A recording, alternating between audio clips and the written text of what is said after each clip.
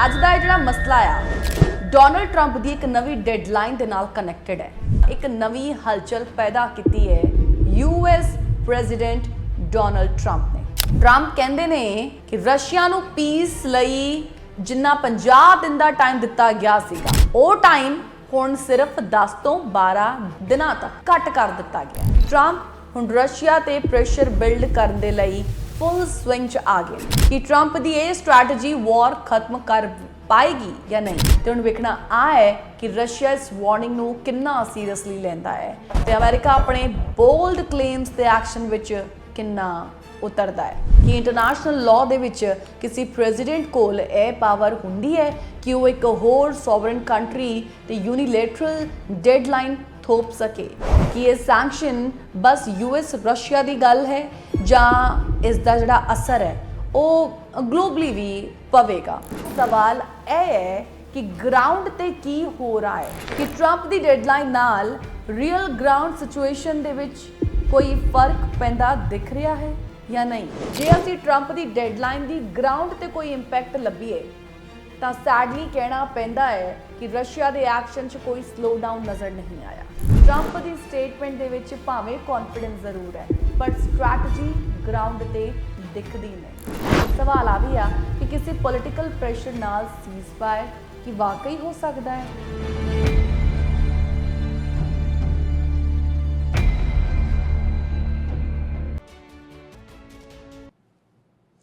ਸਤਿ ਸ਼੍ਰੀ ਅਕਾਲ। ਅੱਜ ਦਾ ਮੁੱਦਾ ਵੇਖ ਰਹੇ ਸਾਰੇ ਦਰਸ਼ਕਾਂ ਦਾ ਮੈਂ ਗੀਤ ਨਿੱਘਾ ਸਵਾਗਤ ਕਰਦੀ ਹਾਂ। ਅੱਜ ਦਾ ਮੁੱਦਾ ਇੱਕ ਵਾਰ ਫਿਰ ਇੱਕ ਨਵੀਂ ਚਰਚਾ ਤੇ ਨਵੇਂ ਸਵਾਲ ਨੂੰ ਖੜੇ ਕਰੇਗਾ ਤੇ ਅੱਜ ਦਾ ਇਹ ਜਿਹੜਾ ਮਸਲਾ ਆ ਉਹ ਡੋਨਲਡ ਟਰੰਪ ਦੀ ਇੱਕ ਨਵੀਂ ਡੈਡਲਾਈਨ ਦੇ ਨਾਲ ਕਨੈਕਟਡ ਹੈ। ਉਹ ਡੈਡਲਾਈਨ ਜਿਹਦੇ ਵਿੱਚ ਜ਼ਿਕਰ ਹੋ ਰਿਹਾ ਆ 50 ਦਿਨ ਤੋਂ 12 ਦਿਨ ਦੇ ਯੂ ਟਰਨ ਦਾ। ਅੱਜ ਦੁਨੀਆ ਵਿੱਚ ਪੀਸ ਦੀ ਸਭ ਤੋਂ ਵੱਡੀ ਉਮੀਦ ਜਿੱਥੇ ਲਗਾਈ ਜਾ ਰਹੀ ਸੀ ਉੱਥੇ ਇੱਕ ਵਾਰ ਫੇਰ ਟੈਂਸ਼ਨ ਦਾ ਮਾਹੌਲ ਬਣ ਗਿਆ ਹੈ। ਟੈਂਸ਼ਨ ਦਾ ਮਾਹੌਲ ਕਿਵੇਂ ਬਣਿਆ ਆ ਜਿਹਦੇ ਵਿੱਚ ਵਾਰ ਸਿਚੁਏਸ਼ਨ, ਡਿਪਲੋਮੈਸੀ ਸਿਚੁਏਸ਼ਨ ਤੇ ਦੁਨੀਆ ਦੇ ਤਾਕਤਵਰ ਲੀਡਰਸ ਦੇ ਵਿੱਚ ਹੋ ਰਿਹਾ ਵੱਧ ਰਿਹਾ ਪ੍ਰੈਸ਼ਰ। ਸਭ ਕੁਝ ਇੱਕ ਵਾਰ ਫੇਰ ਹੈਡਲਾਈਨ 'ਚ ਹੈ। ਗੱਲ ਹੋ ਰਹੀ ਹੈ ਜੀ ਯੂਕਰੇਨ ਰਸ਼ੀਆ ਵਾਰ ਦੀ, ਜਿੱਥੇ 4 ਸਾਲ ਹੋ ਚੁੱਕੇ ਨੇ ਤੇ ਹਾਲੇ ਤੱਕ ਕਿਸੇ ਵੀ ਸੀਜ਼ਫਾਇਰ ਐਗਰੀਮੈਂਟ ਦਾ ਕੋਈ ਠੋਸ ਹੱਲ ਨਹੀਂ ਨਿਕਲਿਆ ਹੈ। ਨੋ ਸੋਲੂਸ਼ਨ।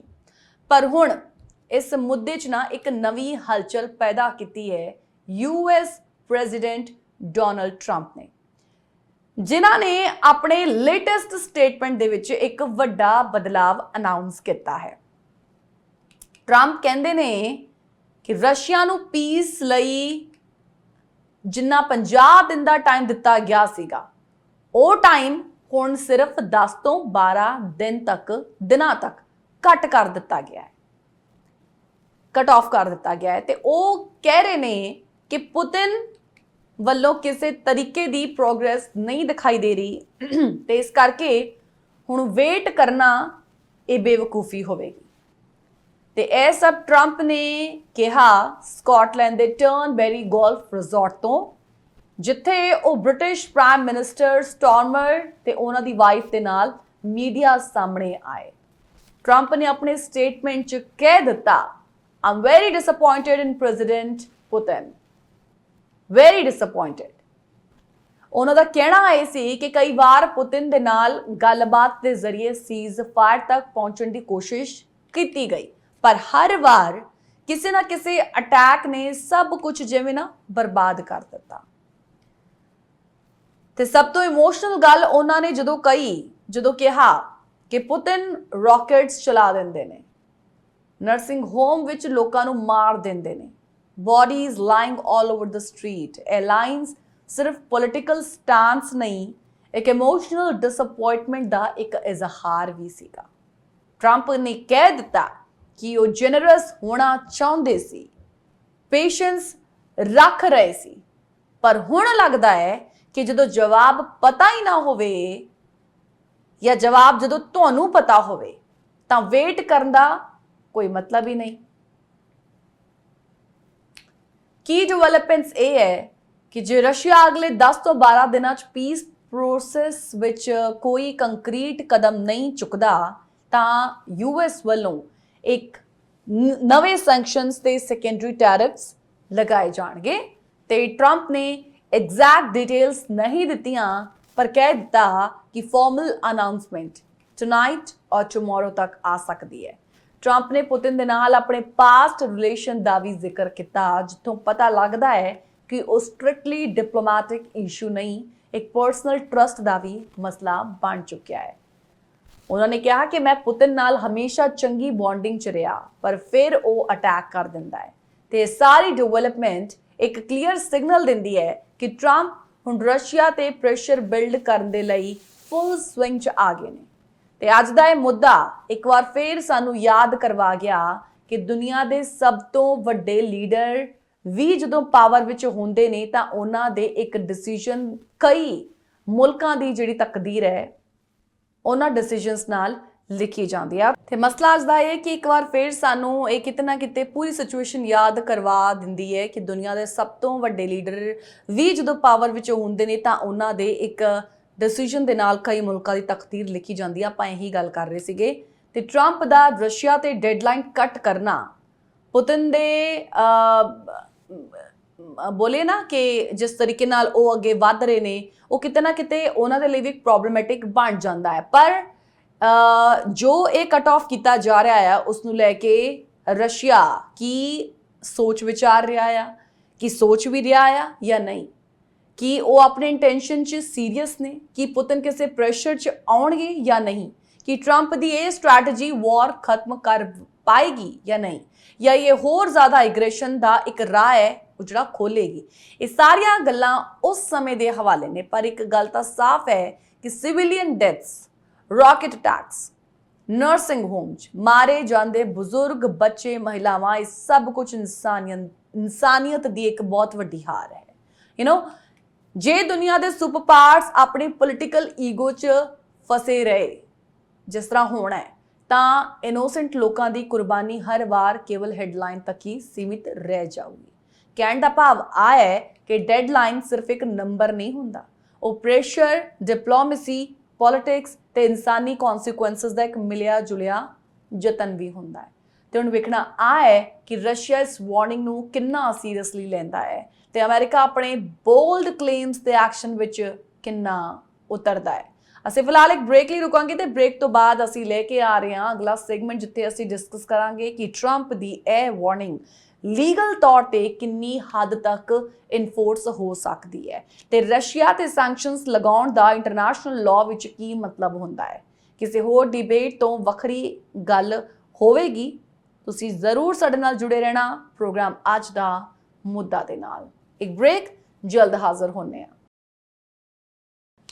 ਵੈਲਕਮ ਬੈਕ ਜੀ ਆਫਟਰ ਦਾ ਬ੍ਰੇਕ। ਤੁਸੀਂ ਵੇਖ ਰਹੇ ਹੋ ਪ੍ਰੋਗਰਾਮ ਅੱਜ ਦਾ ਮੁੱਦਾ ਤੇ ਡੋਨਲਡ ਟਰੰਪ ਦੀ ਆਪਾਂ ਗੱਲ ਕਰ ਰਹੇ ਸੀ, ਉਹਨਾਂ ਦੀ ਇੱਕ ਸਟ੍ਰੈਟਜੀ, ਸੈਂਕਸ਼ਨਸ ਦੀ ਗੱਲ ਕੀਤੀ ਜਾ ਰਹੀ ਹੈ, ਲਾਅ ਤੇ ਡਿਪਲੋਮੈਟਿਕ ਪ੍ਰੈਸ਼ਰ ਦਾ ਇੱਕ ਲੀਗਲ ਐਂਗਲ ਜਿਹਨੂੰ ਅਸੀਂ ਹੁਣ ਸਮਝਣ ਦੀ ਕੋਸ਼ਿਸ਼ ਕਰਾਂਗੇ ਤੇ ਤੁਸੀਂ ਸਭ ਜਾਣਦੇ ਹੋ ਕਿ ਬ੍ਰੇਕ ਤੋਂ ਪਹਿਲਾਂ ਅਸੀਂ ਡਿਸਕਸ ਕਰ ਰਹੇ ਸੀਗੇ ਕਿ ਡੋਨਲਡ ਟਰੰਪ ਨੇ ਯੂਕਰੇਨ ਰਸ਼ੀਆ ਵਾਰ ਨੂੰ ਲੈ ਕੇ ਇੱਕ ਸੀਜ਼ਫਾਇਰ ਦੀ ਜਿਹੜੀ ਗੱਲ ਕੀਤੀ ਹੈ ਅਗੇਨ, ਕਿਉਂਕਿ ਇਸ ਤੋਂ ਪਹਿਲਾਂ ਉਹਨਾਂ ਨੇ ਇੱਕ 50 ਦਿਨ ਦੀ ਡੈਡਲਾਈਨ ਦਿੱਤੀ ਸੀਗੀ ਕਿ ਪੁਤਿਨ ਕੁਝ ਨਾ ਕੁਝ ਕਦਮ ਚੱਕਣ, ਇਸ ਸੀਜ਼ਫਾਇਰ ਨੂੰ ਐਕਸ਼ਨ ਵਿੱਚ ਲੈ ਕੇ ਆਉਣ, ਇਹਨੂੰ ਇੰਪਲੀਮੈਂਟ ਕੀਤਾ ਜਾਵੇ ਤੇ ਹੁਣ 50 ਦਿਨ ਵਾਲੀ ਡੈਡਲਾਈਨ ਉਹਨਾਂ ਨੇ ਘਟਾ ਦਿੱਤੀ ਹੈ ਤੇ ਇਹਨੂੰ ਘਟਾ ਕੇ ਹੁਣ 10 ਤੋਂ 12 ਦਿਨ ਇਹਨਾਂ ਨੇ ਕਰ ਦਿੱਤਾ ਹੈ ਤੇ ਉਹਨਾਂ ਨੇ ਪੁਤਿਨ ਤੇ ਆਪਣਾ ਫਰਸਟ੍ਰੇਸ਼ਨ ਜ਼ਾਹਿਰ ਕਰ ਦਿੱਤਾ ਜੋ ਕਿ ਅਸੀਂ ਤੁਹਾਨੂੰ ਸੁਣਾਇਆ ਵੀ ਤੇ ਕਹਿ ਦਿੱਤਾ ਕਿ ਅੱਗੇ ਕੋਈ ਹੱਲ ਨਹੀਂ ਆਇਆ ਤਾਂ ਨਵੇਂ ਸੈਂਕਸ਼ਨਸ ਤੇ ਸੈਕੰਡਰੀ ਟੈਰਿਫ ਲਗਾਉਣ ਲਈ ਅਮਰੀਕਾ ਇੱਕਦਮ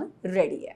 ਪਰ ਹੁਣ ਸਵਾਲ ਆਇਆ ਹੈ ਕਿ ਟਰੰਪ ਦਾ ਇਹ ਡਿਸੀਜਨ ਕਾਨੂੰਨੀ ਤੌਰ ਤੇ ਕਿੰਨਾ ਕੁ ਮਜ਼ਬੂਤ ਹੈ ਕਿ ਇੰਟਰਨੈਸ਼ਨਲ ਲਾਅ ਦੇ ਵਿੱਚ ਕਿਸੇ ਪ੍ਰੈਜ਼ੀਡੈਂਟ ਕੋਲ ਇਹ ਪਾਵਰ ਹੁੰਦੀ ਹੈ ਕਿ ਉਹ ਇੱਕ ਹੋਰ ਸੋਵਰਨ ਕੰਟਰੀ ਤੇ ਯੂਨੀਲੈਟਰਲ ਡੈਡਲਾਈਨ ਥੋਪ ਸਕੇ ਕਿ ਇਹ ਸੈਂਕਸ਼ਨ ਬਸ ਯੂਐਸ ਰਸ਼ੀਆ ਦੀ ਗੱਲ ਹੈ ਜਾਂ ਇਸ ਦਾ ਜਿਹੜਾ ਅਸਰ ਹੈ ਉਹ ਗਲੋਬਲੀ ਵੀ ਪਵੇਗਾ। ਤੇ ਇਹ ਸੈਗਮੈਂਟ ਇੰਨਾ ਹੀ ਸਵਾਲਾਂ ਤੇ ਸਾਡਾ ਫੋਕਸਡ ਰਹੇਗਾ। ਡੋਨਲਡ ਟਰੰਪ ਦੀ ਵਾਈ ਵੇਟ ਸਟ੍ਰੈਟਜੀ। ਇਹਨੂੰ ਤੁਸੀਂ ਕੀ ਕਹੋਗੇ, ਪੋਲੀਟੀਕਲ ਜਾਂ ਲੀਗਲ ਬੇਸ?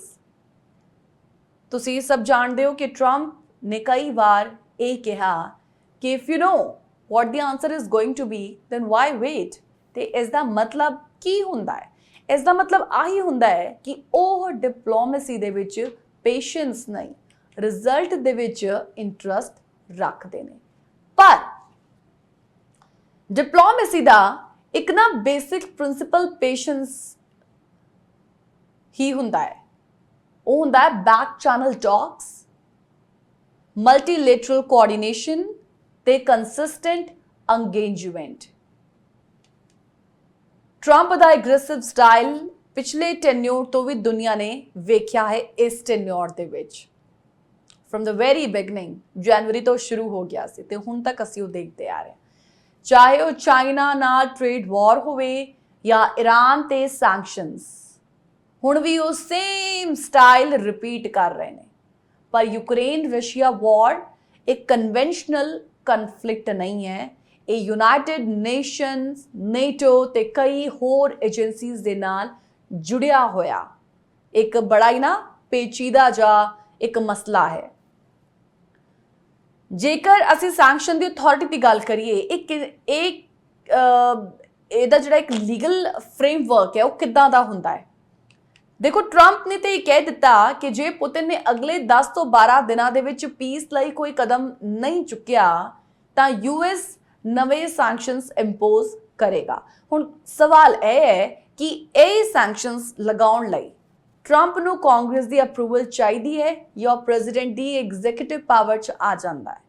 ਹੁਣ ਟੈਕਨੀਕਲੀ ਦੇਖਿਆ ਜਾਵੇ ਕਿ ਯੂਐਸ ਪ੍ਰੈਜ਼ੀਡੈਂਟ ਐਗਜ਼ੀਕਿਊਟਿਵ ਆਰਡਰਸ ਦੇ ਥਰੂ ਟੈਂਪਰੇਰੀ ਸੈਂਕਸ਼ਨਸ ਇੰਪੋਜ਼ ਕਰ ਸਕਦੇ ਨੇ, ਪਰ ਜੇ ਉਹ ਪਰਮਾਨੈਂਟ ਜਾਂ ਫੁੱਲ ਸਕੇਲ ਇਕਨੋਮਿਕ ਐਕਸ਼ਨਸ ਕਰਨਾ ਚਾਹੁੰਦੇ ਨੇ ਤਾਂ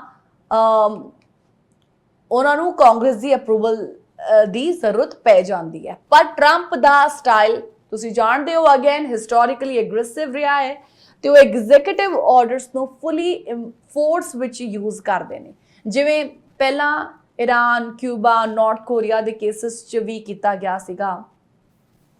ਤੇ ਜਦੋਂ ਆਪਾਂ ਗੱਲ ਕਰਦੇ ਸੈਕੰਡਰੀ ਟੈਰਿਫ ਦੀ, ਸੈਕੰਡਰੀ ਟੈਰਿਫ ਤੇ ਇਹ ਤੇ ਹੋਰ ਵੀ ਡੇਂਜਰਸ ਕਨਸੈਪਟ ਹੈ, ਕਿਉਂਕਿ ਇਹ ਉਹ ਟੈਰਿਫਸ ਨੇ ਜੋ ਰਸ਼ੀਆ ਦੇ ਨਾਲ ਬਿਜ਼ਨਸ ਕਰ ਰਹੇ ਕੰਟਰੀਜ਼ ਤੇ ਲਗਾਏ ਜਾ ਸਕਦੇ ਨੇ ਇਨਡਾਇਰੈਕਟ ਪ੍ਰੈਸ਼ਰ ਕ੍ਰੀਏਟ ਕਰਨ ਦੇ ਲਈ। ਜੇ ਟਰੰਪ ਇਹ ਸਟੈਪ ਲੈਣ ਦੀ ਸੋਚ ਰਹੇ ਨੇ ਤਾਂ ਕੈਨੇਡਾ, ਜਰਮਨੀ, ਫਰਾਂਸ ਤੇ ਇੰਡੀਆ, ਇਹਨਾਂ ਵਿੱਚ ਵੀ ਇਹਦਾ ਇੱਕ ਬਹੁਤ ਵੱਡਾ ਇੰਪੈਕਟ ਪੈ ਸਕਦਾ ਹੈ। ਇੰਟਰਨੈਸ਼ਨਲ ਡਿਪਲੋਮੇਸੀ ਦੇ ਵਿੱਚ ਇਦਾਂ ਦਾ ਪ੍ਰੈਸ਼ਰ, ਇਹਨੂੰ ਕਿਸ ਤਰ੍ਹਾਂ ਦੇਖਿਆ ਜਾਂਦਾ ਹੈ? ਇਹਨੂੰ ਆਪਾਂ ਇਸ ਤਰੀਕੇ ਦੇ ਨਾਲ ਸਮਝ ਸਕਦੇ ਹਾਂ ਕਿ ਯੂਐਨ ਦੇ ਨਾ ਚਾਰਟਰ ਦੇ ਵਿੱਚ ਇਹ ਕਲੀਅਰਲੀ ਮੈਂਸ਼ਨ ਕੀਤਾ ਗਿਆ ਹੈ ਕਿ ਪੀਸ ਦਾ ਕੋਈ ਵੀ ਅਟੈਂਪਟ ਮਲਟੀਲੈਟਰਲ ਹੋਣਾ ਚਾਹੀਦਾ ਹੈ, ਯਾਨੀ ਕਿ ਸਿਰਫ ਇੱਕ ਕੰਟਰੀ ਦੀ ਫੋਰਸਫੁਲ ਵਾਰਨਿੰਗ ਜਾਂ ਸੈਂਕਸ਼ਨਸ ਬਿਨਾਂ ਯੂਐਨ ਸਿਕਿਉਰਿਟੀ ਕਾਉਂਸਲ ਅਪਰੂਵਲ ਤੋਂ ਇੰਟਰਨੈਸ਼ਨਲ ਲਾਅ ਦੇ ਵਿੱਚ ਇੱਕ ਕੰਟਰੋਵਰਸ਼ੀਅਲ ਸਮਝੀ ਜਾਂਦੀ ਹੈ, ਵਿਵਾਦਾਸਪਦ। ਤੇ ਟਰੰਪ ਨੇ ਯੂਐਨ ਜਾਂ ਨੇਟੋ ਨਾਲ ਇਸ ਡੈਡਲਾਈਨ ਬਾਰੇ ਕੋਈ ਕੰਸਲਟੇਸ਼ਨ ਦਿੱਤੀ ਨਹੀਂ ਦਿੱਤੀ। ਕਮ ਸੇ ਕਮ ਮੀਡੀਆ ਸਟੇਟਮੈਂਟ ਤੋਂ ਤਾਂ ਇਹ ਲੱਗਦਾ ਹੈ ਕਿ ਨਹੀਂ, ਕਿਸੇ ਵੀ ਤਰੀਕੇ ਦੀ ਕੋਈ ਕੰਸਲਟੇਸ਼ਨ ਨਹੀਂ ਹੋਈ ਹੈ। ਉਹ ਕਹਿੰਦੇ ਨੇ ਕਿ ਪੁਤਿਨ ਦੇ ਨਾਲ ਆਲਰੇਡੀ 5 ਵਾਰ ਸੀਜ਼ਫਾਇਰ ਦੀ ਕਗਾਰ ਤੱਕ ਪਹੁੰਚ ਚੁੱਕੇ ਨੇ, ਪਰ ਸਭ ਐਫਰਟਸ ਫੇਲ ਹੋ ਗਏ ਨੇ। ਤੇ ਜਦੋਂ ਤੁਹਾਨੂੰ ਪਤਾ ਹੋਵੇ ਕਿ ਆਨਸਰ ਕੀ ਹੈ ਤੇ ਵੇਟ ਕਰਨਾ ਕਿਉਂ?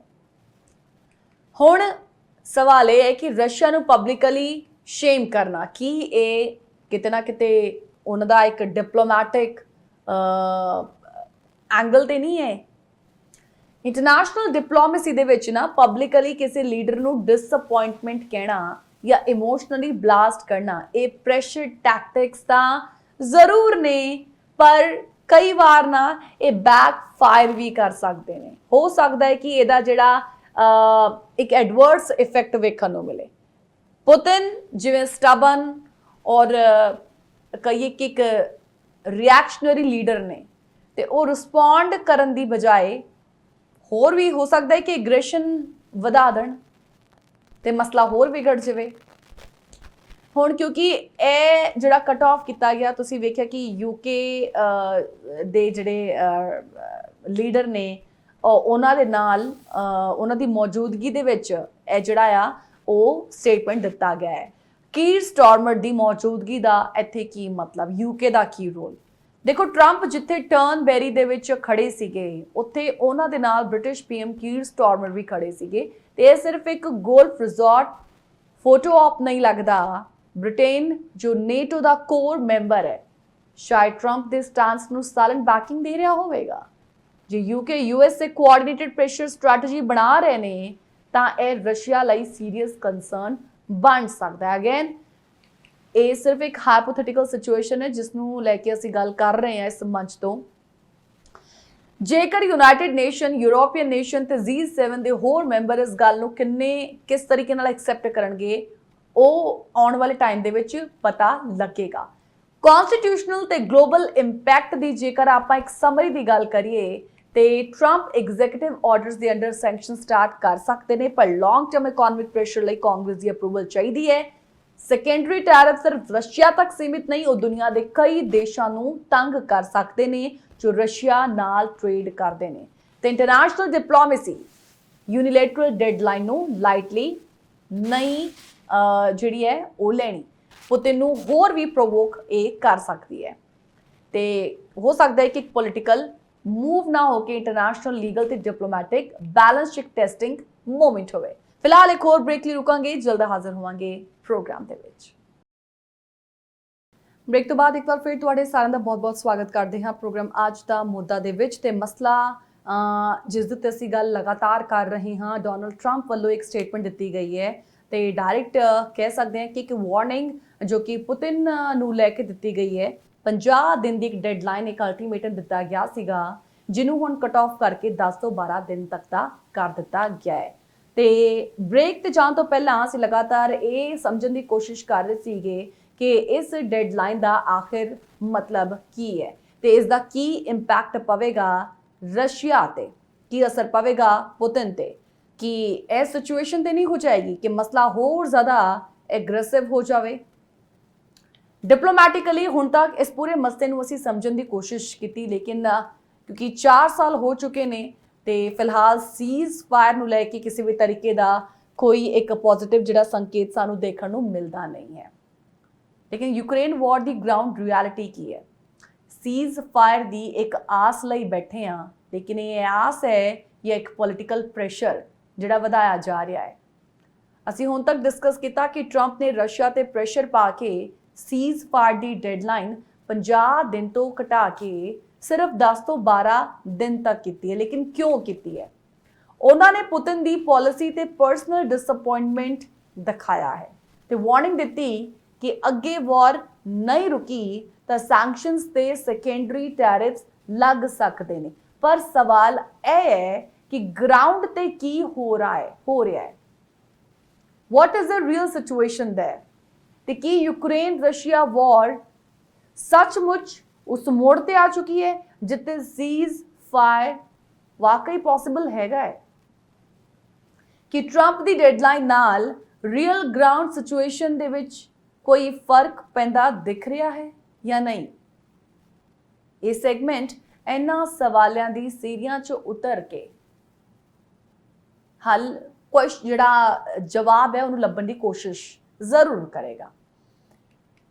ਵਾਰ ਦੀ ਚੌਥੇ ਸਾਲ ਦੇ ਵਿੱਚ ਕਿਉਂਕਿ ਐਂਟਰੀ ਹੋ ਗਈ ਹੈ, ਪਰ ਪੀਸ ਕਿਤੇ ਵੀ ਨਹੀਂ ਹੈ। ਯੂਕਰੇਨ ਰਸ਼ੀਆ ਵਾਰ ਹੁਣ ਚੌਥੇ ਸਾਲ ਦੇ ਵਿੱਚ ਦਾਖਲ ਹੋ ਚੁੱਕਿਆ ਹੈ। 2022 ਚ ਜਦੋਂ ਰਸ਼ੀਆ ਨੇ ਫੁੱਲ ਸਕੇਲ ਇਨਵੇਜਨ ਸਟਾਰਟ ਕੀਤਾ ਸੀ ਤੇ ਸਮਝਿਆ ਜਾ ਰਿਹਾ ਸੀ ਕਿ ਸ਼ਾਇਦ ਕੁਝ ਮਹੀਨਿਆਂ ਤੱਕ ਹੱਲ ਜਿਹੜਾ ਆ ਉਹ ਨਿਕਲ ਜਾਏਗਾ, ਪਰ ਅੱਜ 2025 ਦੇ ਵਿੱਚ ਜਿਹੜੇ ਹਾਲਾਤ ਨੇ ਉਹ ਹੋਰ ਵੀ ਜ਼ਿਆਦਾ ਸੀਰੀਅਸ ਹੋ ਗਏ ਨੇ। ਤੁਸੀਂ ਵੇਖ ਲਓ ਕੀਵ, ਡੋਨੇਟਸਕ, ਖਾਰਕਿਵ, ਮਾਰੀਉਪੋਲ ਅਜਿਹੇ ਸਿਟੀਜ਼ ਦੇ ਵਿੱਚ ਰੋਜ਼ਾਨਾ ਰਾਕਟ ਅਟੈਕਸ ਹੋ ਰਹੇ ਨੇ, ਡਰੋਨ ਸਟ੍ਰਾਈਕਸ ਤੇ ਮਿਸਾਈਲ ਦਾ ਇੱਕ ਅਲੱਗ ਤੋਂ ਡਰ। ਤੇ ਅੱਜ ਵੀ ਨਾਰਮਲ ਇਹ ਸਾਰੀ ਚੀਜ਼ਾਂ ਹੁਣ ਬਣ ਚੁੱਕੀਆਂ ਉਹਨਾਂ ਦੇ ਲਈ। ਨਰਸਿੰਗ ਹੋਮਸ ਹੋਣ, ਹਸਪੀਟਲ, ਸਕੂਲਸ ਤੱਕ ਟਾਰਗੇਟ ਹੋ ਰਹੇ ਨੇ। ਟਰੰਪ ਨੇ ਜਦੋਂ ਆਪਣੇ ਸਟੇਟਮੈਂਟ ਦੇ ਵਿੱਚ ਨਰਸਿੰਗ ਹੋਮ ਦੀ ਗੱਲ ਕੀਤੀ ਸੀ ਤੇ ਉਹ ਇੱਕ ਰੀਅਲ ਅਟੈਕ ਸੀ, ਜਿੱਥੇ ਕੀਵ ਦੇ ਆਊਟਸਕਰਟ ਇੱਕ 올ਡ ਏਜ ਫੈਸਿਲਿਟੀ ਤੇ ਰਾਕਟ ਗਿਰਿਆ ਸੀਗਾ, ਜਿੱਥੇ 12 ਸਿਵਿਲੀਅਨਸ ਦੀ ਡੈਥ ਹੋ ਗਈ ਸੀ। ਤੇ ਇਹਨਾਂ ਸਭ ਦੇ ਵਿੱਚ 4 ਨਰਸਿਸ ਤੇ 3 ਡਿਸੇਬਲਡ ਸੀਨੀਅਰ ਸਿਟੀਜ਼ਨਸ ਵੀ ਸ਼ਾਮਿਲ ਸੀਗੇ। ਗਰਾਊਂਡ ਰਿਐਲਿਟੀ ਇਹ ਕਹਿੰਦੀ ਹੈ ਕਿ ਵਾਰ ਸਿਵਿਲੀਅਨ ਨੂੰ ਸਭ ਤੋਂ ਵੱਧ ਮਾਰ ਰਹੀ ਹੈ। ਹੁਣ ਅਗਲਾ ਸਵਾਲ ਇਹ ਹੈ ਕਿ ਟਰੰਪ ਦੀ ਡੈਡਲਾਈਨ ਤੇ ਆ ਗਈ, ਪਰ ਗਰਾਊਂਡ ਤੇ ਕੀ ਵਾਕਈ ਕੋਈ ਚੇਂਜ ਗਿਆ ਹੈ? ਟਰੰਪ ਨੇ ਕਹਿ ਦਿੱਤਾ ਕਿ ਅਗਲੇ 10 ਤੋਂ 12 ਦਿਨ ਜਿਹੜੇ ਨੇ ਉਹ ਕ੍ਰੂਸ਼ੀਅਲ ਨੇ, ਪਰ ਗਰਾਊਂਡ ਤੇ ਰਸ਼ੀਆ ਦੀ ਜਿਹੜੀ ਟੋਨ ਚ ਨਾ ਕੋਈ ਵੀ ਸੌਫਟਨਿੰਗ ਹੁਣ ਤੱਕ ਤੇ ਨਜ਼ਰ ਨਹੀਂ ਆਈ। ਰਸ਼ੀਆ ਵੱਲੋਂ ਬੈਲਗੋਰੋਡ ਬਾਰਡਰ, ਕ੍ਰੀਮੀਆ ਤੇ ਬਲੈਕ ਸੀ ਕੋਸਟ ਤੋਂ ਮਿਲਟਰੀ ਬਿਲਡਅਪ ਜਿਹੜਾ ਆ ਉਹ ਲਗਾਤਾਰ ਵੱਧ ਰਿਹਾ ਹੈ, ਕਿਤੇ ਵੀ ਕੁਝ ਘਟ ਨਹੀਂ ਰਿਹਾ। ਯੂਕਰੇਨੀਅਨ ਇੰਟੈਲੀਜੈਂਸ ਰਿਪੋਰਟਸ ਕਹਿੰਦੀਆਂ ਨੇ ਕਿ ਰਸ਼ੀਆ ਫੈਬਰਵਰੀ ਤੋਂ ਲੈ ਕੇ ਹੁਣ ਤੱਕ 1400 ਡਰੋਨ ਸਟ੍ਰਾਈਕ ਕਰ ਚੁੱਕਿਆ ਹੈ ਤੇ ਇਸ ਸਾਲ ਦੀ ਸਿਵਿਲੀਅਨ ਡੈਥ ਟੋਲ ਜੁਲਾਈ ਤੱਕ 25000 ਦੇ ਕਰੀਬ ਪਹੁੰਚ ਚੁੱਕੀ ਹੈ ਤੇ ਇਹਨਾਂ ਵਿੱਚੋਂ 40 ਔਰਤਾਂ ਤੇ ਬੱਚੇ ਵੀ ਨੇ। ਜੇ ਅਸੀਂ ਟਰੰਪ ਦੀ ਡੈਡਲਾਈਨ ਦੀ ਗਰਾਊਂਡ ਤੇ ਕੋਈ ਇੰਪੈਕਟ ਲੱਭੀਏ ਤਾਂ ਸੈਡਲੀ ਕਹਿਣਾ ਪੈਂਦਾ ਹੈ ਕਿ ਰਸ਼ੀਆ ਦੇ ਐਕਸ਼ਨ 'ਚ ਕੋਈ ਸਲੋ ਡਾਊਨ ਨਜ਼ਰ ਨਹੀਂ ਆਇਆ।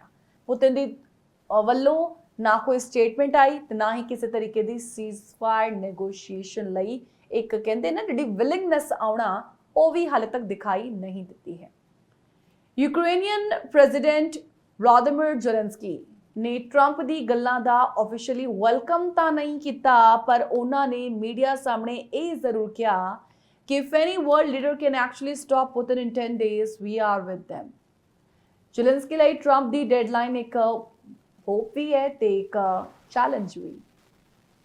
ਯੂਕਰੇਨ ਦੀ ਗਵਰਨਮੈਂਟ ਨੂੰ ਇਹ ਡਰ ਹੈ ਕਿ ਜੇ ਅਮਰੀਕਾ ਨੇ ਮਿਲਟਰੀ ਸਪੋਰਟ ਜਾਂ ਇਕਨੋਮਿਕ ਏਡ ਕੱਟ ਕਰ ਦਿੱਤੀ ਤਾਂ ਯੂਕਰੇਨ ਦੀ ਡਿਫੈਂਸ ਫਾਈਨ ਜਿਹੜੀ ਉਹਦੀ ਲਾਈਨ ਹੈ ਉਹ ਕੋਲੈਪਸ ਕਰ ਸਕਦੀ ਹੈ। ਤੁਸੀਂ ਵੇਖੋ ਕਿ ਅੱਜ ਵੀ millions of Ukrainian refugee campus 'ਚ ਰਹਿ ਰਹੇ ਨੇ, ਮੋਸਟਲੀ ਪੋਲੈਂਡ, ਜਰਮਨੀ, ਮੋਲਡੋਵਾ 'ਚ। ਸਕੂਲ ਬੰਦ ਨੇ, ਇਨਫਰਾਸਟ੍ਰਕਚਰ ਤਬਾਹ ਹੋ ਚੁੱਕਿਆ ਹੈ ਤੇ ਇਕਨੋਮੀ ਕੋਲੈਪਸ ਦੇ ਐਜ ਤੇ ਆ ਗਈ ਹੈ।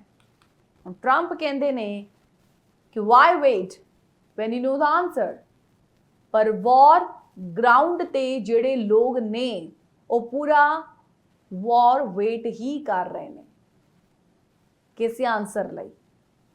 ਤੁਹਾਨੂੰ ਨਾ ਇੱਕ ਰੀਅਲ ਐਗਜ਼ਾਮਪਲ ਦੀ ਜੇਕਰ ਮੈਂ ਗੱਲ ਕਰਾਂ ਤੇ ਉਹ ਤੁਹਾਨੂੰ ਰੀਅਲ ਐਗਜ਼ਾਮਪਲ ਦੇਣੀ ਆ। ਲੀਵ ਤੇ ਨਾ ਇੱਕ ਬਾਰਡਰ ਰਿਫਿਊਜੀ ਕੈਂਪ ਦੇ ਵਿੱਚ ਇੱਕ 38 ਈਅਰ ਦੀ ਇੱਕ ਮਾਂ ਨੇ ਆਪਣੇ 3 ਬੱਚਿਆਂ ਨੂੰ ਪਿਛਲੇ ਸਾਲ ਰਸ਼ੀਆ ਦੇ ਡਰੋਨ ਅਟੈਕ 'ਚ ਖੋ ਦਿੱਤਾ ਸੀਗਾ ਤੇ ਅੱਜ ਵੀ ਉਹ ਕੈਂਪ 'ਚ ਰਹਿ ਰਹੀ ਹੈ ਤੇ ਕਹਿੰਦੀ ਹੈ ਕਿ if Trump can stop this in 10 days, I'll remember him in my prayers forever। ਇਹ ਰੀਅਲ ਇਮੋਸ਼ਨਸ ਨੇ, ਪਰ ਰਿਐਲਿਟੀ ਇਹ ਵੀ ਹੈ ਕਿ ਪੁਤਿਨ ਵਾਰ ਨੂੰ ਸਟਾਪ ਕਰਨ ਵਾਲੇ ਪ੍ਰੈਸ਼ਰ 'ਚ ਲੱਗਦੇ ਨਹੀਂ। ਟਰੰਪ ਦੀ ਸਟੇਟਮੈਂਟ ਦੇ ਵਿੱਚ ਭਾਵੇਂ ਕੌਨਫੀਡੈਂਸ ਜ਼ਰੂਰ ਹੈ, ਪਰ ਸਟ੍ਰੈਟਜੀ ਗਰਾਊਂਡ ਤੇ ਦਿਖਦੀ ਨਹੀਂ। ਸਵਾਲ ਆ ਵੀ ਆ ਕਿ ਕਿਸੇ ਪੋਲੀਟੀਕਲ ਪ੍ਰੈਸ਼ਰ ਨਾਲ ਸੀਜ਼ਫਾਇਰ ਕੀ ਵਾਕਈ ਹੋ ਸਕਦਾ ਹੈ?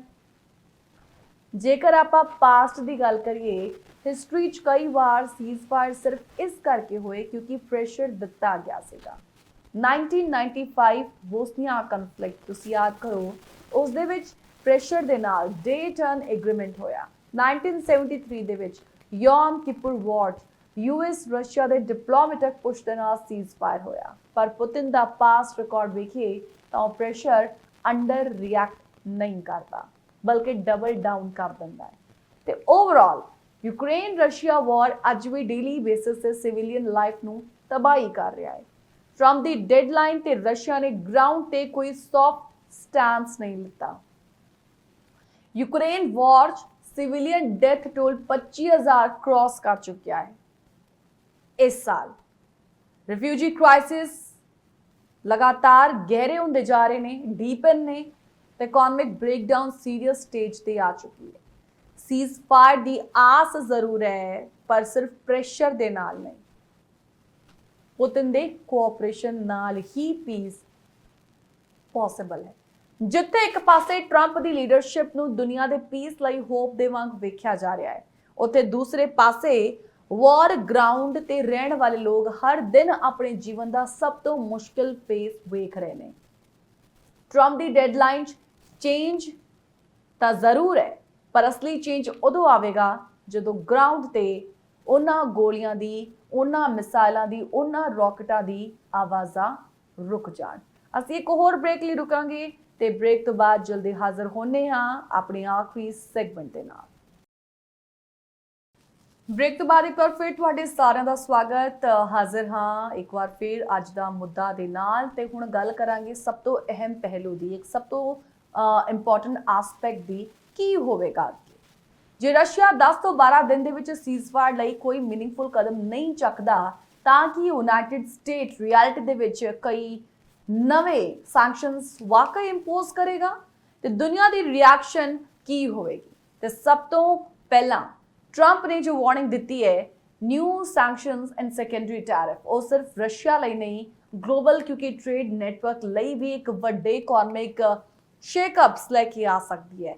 ਕਿਉਂਕਿ ਜਦੋਂ ਯੂਐਸ ਕਿਸੇ ਵੱਡੇ ਮੁਲਕ ਤੇ ਸੈਂਕਸ਼ਨਸ ਲਾਉਂਦਾ ਹੈ ਤਾਂ ਸਿਰਫ ਉਹ ਦੇਸ਼ ਨਹੀਂ, ਉਹਦੇ ਨਾਲ ਜੁੜੇ ਹੋਏ ਜਿਹੜੇ ਦੇਸ਼ ਨੇ ਬਾਕੀ ਉਹਨਾਂ ਤੇ ਵੀ ਇੱਕ ਇਨਡਾਇਰੈਕਟ ਇੰਪੈਕਟ ਜ਼ਰੂਰ ਪੈਂਦਾ ਹੈ। ਤੇ ਚਲੋ ਜਿਹੜੇ ਸਵਾਲ ਚੱਕੇ ਉਹਨਾਂ ਸਵਾਲਾਂ ਦੀ ਤਹਿ ਤੱਕ ਜਾ ਕੇ ਇਸ ਪੂਰੇ ਐਸਪੈਕਟ ਨੂੰ ਸਮਝਣ ਦੀ ਆਪਾਂ ਕੋਸ਼ਿਸ਼ ਕਰਦੇ ਹਾਂ।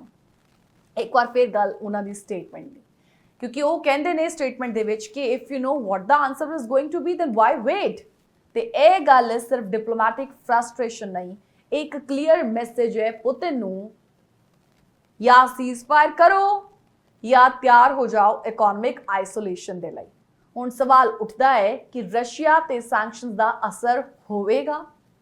ਰਸ਼ੀਆ ਤੇ ਪਹਿਲਾਂ ਹੀ 2022 ਤੋਂ ਬਾਅਦ ਕਈ ਰਾਉਂਡਸ ਆਫ ਸੈਂਕਸ਼ਨਸ ਲੱਗ ਚੁੱਕੇ ਨੇ, ਆਲ ਐਕਸਪੋਰਟ ਤੋਂ ਲੈ ਕੇ ਬੈਂਕਿੰਗ ਸਿਸਟਮ ਤੱਕ, ਲੇਕਿਨ ਅੱਜ ਵੀ ਉਹ ਯੂਕਰੇਨ 'ਚ 에ਅਰ ਸਟ੍ਰਾਈਕਸ ਲਗਾਤਾਰ ਕਰ ਰਹੇ ਨੇ, ਮਿਸਾਈਲਸ ਲਾਂਚ ਹੋ ਰਹੇ ਨੇ ਤੇ ਸਿਵਿਲੀਅਨ ਡੈਥ ਦੀ ਗਿਣਤੀ ਵੱਧ ਰਹੀ ਹੈ। ਇਸ ਦਾ ਮਤਲਬ ਇਹ ਹੈ ਕਿ ਐਗਜ਼ਿਸਟਿੰਗ ਸੈਂਕਸ਼ਨਸ ਕਮਜ਼ੋਰ ਸਾਬਿਤ ਹੋਏ ਨੇ, ਨਹੀਂ ਤਾਂ ਪੁਤਿਨ ਵਾਰ ਤੋਂ ਹਟ ਜਾਂਦੇ। ਪਰ ਹੁਣ ਜੋ ਟਰੰਪ ਸਾਹਿਬ ਕਹਿੰਦੇ ਨੇ ਉਹ ਇੱਕ ਨਵੀਂ ਅਪਰੋਚ ਲੱਗਦੀ ਜ਼ਰੂਰ ਹੈ। ਸੈਕੰਡਰੀ ਸੈਂਕਸ਼ਨਸ ਦਾ ਮਤਲਬ ਹੁੰਦਾ ਹੈ ਉਹ ਦੇਸ਼ ਵੀ ਟਾਰਗੇਟ ਹੋਣਗੇ ਜੋ ਰਸ਼ੀਆ ਦੇ ਨਾਲ ਟ੍ਰੇਡ ਕਰਦੇ ਨੇ, ਜਿਵੇਂ ਕਿ ਮਿਡਲ ਈਸਟਰਨ ਕੰਟਰੀਜ਼ ਨੇ, ਚਾਈਨਾ,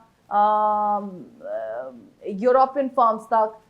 ਇਸ ਸਟ੍ਰੈਟਜੀ ਦਾ ਹੁਣ ਕੀ ਮੋਟਿਵ ਹੋਵੇਗਾ? ਰਸ਼ੀਆ ਨੂੰ ਗਲੋਬਲ ਲੈਵਲ ਤੇ ਫੁੱਲੀ ਕਾਰਨਰ ਕਰਨਾ, ਪਰ ਇਹ ਵੀ ਸਿਰਫ ਥਿਊਰੀ ਹੈ। ਪ੍ਰੈਕਟੀਕਲੀ ਚਾਈਨਾ ਵਰਗੇ ਵੱਡੇ ਐਲਾਈ ਰਸ਼ੀਆ ਦੇ ਹੈਗੇ ਨੇ ਤੇ ਉਹ ਈਜ਼ੀਲੀ ਸਰੈਂਡਰ ਨਹੀਂ ਕਰੇਗਾ। ਤੇ ਜੇ ਚਾਈਨਾ ਤੇ ਇਨਡਾਇਰੈਕਟ ਸੈਂਕਸ਼ਨਸ ਲੱਗਦੇ ਨੇ ਤਾਂ ਦੁਨੀਆ ਦੇ ਇਕਨੋਮਿਕ ਮਾਰਕੀਟ ਦੇ ਵਿੱਚ ਟਰਬੂਲੈਂਸ ਇਨਐਵਿਟੇਬਲ ਹੈ। ਦੁਨੀਆ ਦੀ ਹੋਰ ਕੰਟਰੀਜ਼ ਦਾ ਰਿਸਪੌਂਸ ਵੀ ਮਿਕਸਡ ਹੋ ਸਕਦਾ ਹੈ। ਯੂਕੇ ਦੇ ਪੀਐਮ ਕੀ ਸਟਾਰਮਰ ਨੇ ਟਰੰਪ ਨਾਲ ਖੜੇ ਹੋ ਕੇ ਸੋਲੀਡੈਰਿਟੀ ਦਿਖਾਈ ਹੈ, ਪਰ European union countries cautious approach ਲਈ ਜਾਣੀ ਜਾਂਦੀ ਹੈ। ਜਰਮਨੀ, ਫਰਾਂਸ ਵਰਗੇ ਦੇਸ਼ ਭਾਵੇਂ ਇੰਡੀਪੈਂਡੈਂਟ ਨੈਗੋਸੀਏਸ਼ਨਸ ਪ੍ਰੈਫਰ ਕਰਨ, ਨਾ ਕਿ ਟਰੰਪ ਸਟਾਈਲ ਡਾਇਰੈਕਟ ਕਨਫਰੰਟੇਸ਼ਨ। ਅੱਜ ਦੀ ਦੁਨੀਆ ਦੇ ਵਿੱਚ ਫੋਰਨ ਪਾਲਿਸੀ ਕੋਈ ਵਨ ਮੈਨ ਸ਼ੋ ਨਹੀਂ ਰਿਹਾ। ਟਰੰਪ ਚਾਹੇ ਪ੍ਰੈਜ਼ੀਡੈਂਟ ਨੇ, ਪਰ ਕਾਂਗਰਸ, ਨੇਟੋ, ਯੂਐਨ ਵਰਗੇ ਇੰਸਟੀਟਿਊਸ਼ਨਸ ਦਾ ਰੋਲ ਇਗਨੋਰ ਹਰਗਿਜ਼ ਨਹੀਂ ਕੀਤਾ ਜਾ ਸਕਦਾ। ਤੇ ਜੇਕਰ ਟਰੰਪ ਯੂਨੀਲੈਟਰਲ ਸੈਂਕਸ਼ਨਸ ਇੰਪੋਜ਼ ਕਰਦੇ ਨੇ ਬਿਨਾਂ ਐਲਾਈਜ਼ ਦੇ ਸਪੋਰਟ ਤੋਂ, ਤਾਂ ਰਸ਼ੀਆ ਨੂੰ ਵੀ ਪ੍ਰੋਪੇਗੈਂਡਾ ਕਰਨ ਦਾ ਇੱਕ ਮੌਕਾ ਮਿਲ ਜਾਊਗਾ। ਦੇਖੋ, ਅਮਰੀਕਾ ਸਿਰਫ ਆਪਣਾ ਇੰਟਰਸਟ ਦੇਖਦਾ ਹੈ ਤੇ ਹੋਰਾਂ ਦੀ ਗੱਲ ਇਹ ਵੀ ਹੈ ਕਿ 2025 ਦੇ ਵਿੱਚ ਅਮਰੀਕਾ ਆਲਰੇਡੀ ਇੱਕ ਵਾਰ ਟਾਇਰਡ ਪਬਲਿਕ ਫੇਸ ਕਰ ਰਿਹਾ ਹੈ। ਅਫਗਾਨਿਸਤਾਨ ਤੋਂ ਤੁਸੀਂ ਦੇਖੋ ਵਿਡਰੋਲ ਹੋਇਆ, ਫਿਰ ਯੂਕਰੇਨ ਰਸ਼ੀਆ ਦੀ ਇੱਕ ਪ੍ਰੋਲੋਂਗਡ ਵਾਰ ਦੀ ਕਵਰੇਜ, ਫਿਰ ਇਨਫਲੇਸ਼ਨ, ਆਇਲ ਪ੍ਰਾਈਸਿਸ, ਇਹਨਾਂ ਸਭ ਨੇ ਆਮ ਅਮਰੀਕਨ ਨੂੰ ਥਕਾ ਦਿੱਤਾ ਹੈ। ਤੇ ਟਰੰਪ ਜਾਣਦੇ ਨੇ ਕਿ ਪਬਲਿਕ ਇੱਕ ਕੁਇਕ ਰਿਜ਼ਲਟ ਓਰੀਐਂਟਡ ਪਾਲਿਸੀ ਚਾਹੁੰਦੀ ਹੈ ਤੇ ਇਸ ਕਰਕੇ ਉਹ ਡੈਡਲਾਈਨ ਨੂੰ ਸ਼ਾਰਟਨ ਕਰਕੇ ਇੱਕ ਹੋ ਸਕਦਾ ਕਿ ਇੱਕ ਨੈਰੇਟਿਵ ਬਿਲਡ ਕਰਨ ਦੀ ਕੋਸ਼ਿਸ਼ ਕਰ ਰਹੇ ਹੋਣ ਕਿ ਆਈ ਟੇਕ ਦਾ ਬੋਲਡ ਡਿਸੀਜਨ। ਪਰ ਕੀ ਇਹ ਨੈਰੇਟਿਵ ਗਰਾਊਂਡ ਰਿਐਲਿਟੀ ਦੇ ਵਿੱਚ ਵਾਕਈ ਕੋਈ ਬਦਲਾਵ लेके आऊगा कि सीज़फायर होवेगा। ते ऑनेस्टली रशिया ਦੀ ਪਾਸਟ ਐਗਰੈਸ਼ਨ ਨੂੰ ਵੇਖਦੇ ਹੋਇਆ ਤਾਂ ਲੱਗਦਾ ਨਹੀਂ ਕਿ ਪੁਤਿਨ ਸਿਰਫ ਟਰੰਪ ਦਾ ਉਹਨਾਂ ਦੇ ਪ੍ਰੈਸ਼ਰ 'ਚ ਆ ਕੇ ਇੱਕ ਮਿਸਾਈਲ ਬੰਦ ਕਰ ਦੇਣ। ਜੋ ਹੋਣਾ ਚਾਹੀਦਾ ਹੈ ਉਹ ਹੈ ਗਲੋਬਲ ਯੂਨਿਟੀ। एक सीज़फायर सिर्फ ट्रंप या पुतिन का डिसीजन नहीं होना चाहिए, एक कलैक्टिव डिप्लोमैटिक इनीशिएटिव होवे जिथे यूएन एक्टिव होवे ते न्यूट्रल मीडिएटर्स इन्वॉल्व होण ते ह्यूमैनिटेरियन कॉरिडोर्स इस्टैबलिश किए जाण, ओपन रहन। ते अज दी तारीख दे विच यूक्रेन दी आवाम सब तो ज़्यादा सफ़र कर रही है। Bodies lying on the street, nursing home ते अटैक्स ते इह विजुअल ने जो एक मॉडर्न सिविलाइज्ड वर्ल्ड विच कबूल नहीं किए जा सकते। ते सब तो वड्डी गल, वॉर दी कॉस्ट सिर्फ मिसाइल दी नहीं इंसानियत दी हुंदी है।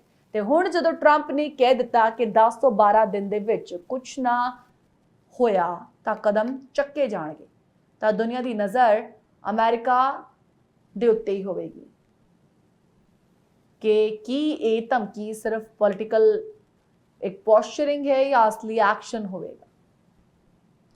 ਤੇ ਓਵਰਆਲ ਅਸੀਂ ਆਹੀ ਕਵਾਂਗੇ ਕਿ ਜੇ ਸੀਜ਼ਫਾਇਰ ਹੁੰਦਾ ਹੈ ਤਾਂ ਇਹ ਦੁਨੀਆ ਵਾਸਤੇ ਇੱਕ ਰਿਲੀਫ ਹੋਵੇਗਾ, ਤੇ ਜੇ ਨਹੀਂ ਹੁੰਦਾ ਤਾਂ ਇੱਕ ਨਵੇਂ ਫੇਜ਼ ਸ਼ੁਰੂ ਜ਼ਰੂਰ ਹੋਣਗੇ, ਉਹਨੂੰ ਲੋਕੀ ਜ਼ਰੂਰ ਫੇਸ ਕਰਨਗੇ ਜਿੱਥੇ ਡਿਪਲੋਮੈਟਿਕ ਫੇਲੀਅਰਸ ਤੇ ਇਕਨੋਮਿਕ ਵਾਰਫੇਅਰ ਡੋਮੀਨੇਟ ਕਰਨਗੇ ਹੈਡਲਾਈਨਸ ਨੂੰ।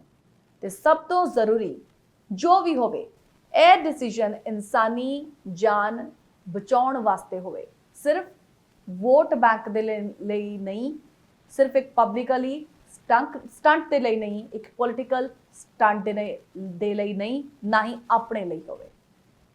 ते जरूरी है जो भी डिसीजन लिया जावे उस दे विच इंसानी जान जरूर बचे। ਅੱਜ ਦੇ ਇਸ ਐਪੀਸੋਡ ਨੂੰ ਲੈ ਕੇ ਆਪਣਾ ਜਿਹੜਾ ਵਿਊ ਹੈ ਸਾਡੇ ਨਾਲ ਸ਼ੇਅਰ ਕਰਿਓ ਜੀ। ਆਪਣੇ ਰਿਵਿਊ ਸਾਨੂੰ ਦੇਣ ਦੇ ਲਈ info@justbroadcasting.com ਜਾਂ geet@justbroadcasting.com ਤੇ ਅਗੇਨ ਤੁਸੀਂ ਆਪਣੇ ਵਿਚਾਰ ਸਾਨੂੰ ਲਿਖ ਕੇ ਦੇ ਸਕਦੇ ਹੋ। ਤੁਹਾਡੇ ਫੀਡਬੈਕ ਦਾ ਸਾਨੂੰ ਹਮੇਸ਼ਾ ਇੰਤਜ਼ਾਰ ਰਹਿੰਦਾ ਹੈ। ਤੁਹਾਡੇ ਫੀਡਬੈਕ ਸਾਡੇ ਵੱਲ ਪਹੁੰਚਦੇ ਵੀ ਨੇ ਤੇ ਅਸੀਂ ਨੂੰ ਪੜ੍ਹਦੇ ਵੀ ਹਾਂ ਤੇ ਅੱਛਾ ਲੱਗਦਾ ਹੈ ਕਿ ਪ੍ਰੋਗਰਾਮ ਨੂੰ ਐਪਰੀਸ਼ੀਏਟ ਕੀਤਾ ਜਾ ਰਿਹਾ ਹੈ। ਕਿਸੇ ਮਸਲੇ ਤੇ ਤੁਸੀਂ ਕੋਈ ਗੱਲ ਕਰਨਾ ਚਾਹੋ ਤੇ ਉਸ ਦੇ ਲਈ ਤੁਸੀਂ ਸਾਨੂੰ ਕੋਈ ਸੁਜੈਸ਼ਨ ਵੀ ਦੇ ਸਕਦੇ ਹੋ। ਅਗੇਨ ਉਸ ਦੇ ਲਈ ਤੁਸੀਂ ਸਾਨੂੰ ਫੀਡਬੈਕ ਦੇਣਾ ਹੈ। ਅੱਜ ਦੇ ਲਈ ਇੰਨਾ ਹੀ, ਕੱਲ ਫੇਰ ਹਾਜ਼ਰ ਹੋਣੇ ਆ ਇੱਕ ਨਵੇਂ ਵਿਸ਼ਾ ਦੇ ਨਾਲ। ਤਦ ਤੱਕ ਲਈ ਜਸਟ ਪੰਜਾਬੀ ਨਾਲ ਜੁੜੇ ਰਹੋ ਫॉर मोर प्रोग्राम्स। सत श्री अकाल, रब राखा।